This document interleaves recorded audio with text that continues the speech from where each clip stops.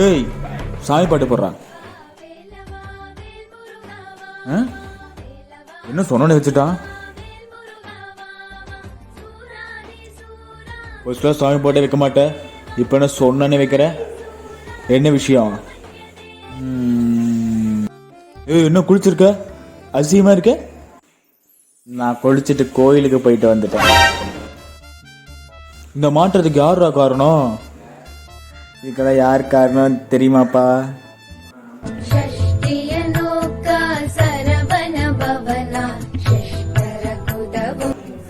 நீங்களாம் அம்மா சொன்னா திருந்த மாட்டீங்க, அந்த அக்காங்க சொன்னா மட்டும் தான் திருந்துவீங்க.